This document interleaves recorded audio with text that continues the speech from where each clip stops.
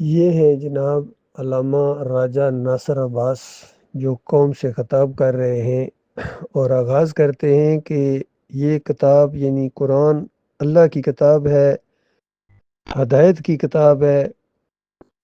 یہ ہمیں سبق دیتی ہے کہ ظلم کے خلاف اٹھو، یعنی سیاسی جلسہ کرنے کا ارادہ کر رہے ہیں تو اللہ کی کتاب کو پیش کر رہے ہیں کہ اللہ کی کتاب یہ کہتی ہے گویا جلسے جلوس کرو اور حکومت کے اوپر دعویٰ بول دو۔ حضرت جی، آپ تو اس کتاب کے پہلے صفحے کو نہیں مانتے ہیں، آپ کو کوئی حق نہیں پہنچتا اس کتاب کا نام لو، کیونکہ اس کتاب کا پہلا صفحہ اگر کھولیں اور آپ کا ٹیسٹ لیں آپ فیل ہو جائیں گے۔ سورہ فاتحہ، اللہ کی حمد و ثنا کے بعد ایاک نعبد و ایاک نستعین تو آپ کے پوری دین کو اس کی جڑوں کو کھیڑ دیتی ہے۔ کہاں گئی اللہ کی بندگی، کہاں گئی اللہ سے مدد مانگنا؟ یا علی مدد کی پکاریں، یا رسول مدد کی پکاریں۔ بتاؤ یہ اللہ کی کتاب یہاں آپ کو نظر نہیں آتی؟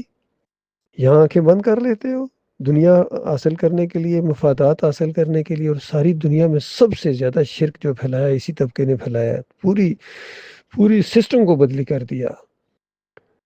اللہ کو خدا کہتے ہیں، صلات کو نماز کہتے ہیں، اور پھر اس کے اوقات بدلی کر دیے، تعداد بدلی کر دی، صحابہ کی ترتیب بدلی کر دی، ایمان بدلی کر دیا، اور کلمہ بدلی کر دیا۔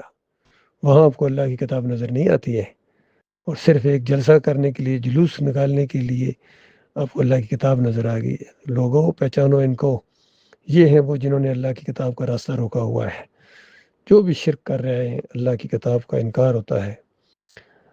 آپ کے لیڈر چاہے جو بھی ہیں، جس کی خاطر یہ نکل رہے ہیں، وہ بھی ایسا ہی ہے، جا کے مزاروں کے اوپر سجدے کرتے ہیں اور شرک کا انجیکشن دیتے ہیں اس قوم کو۔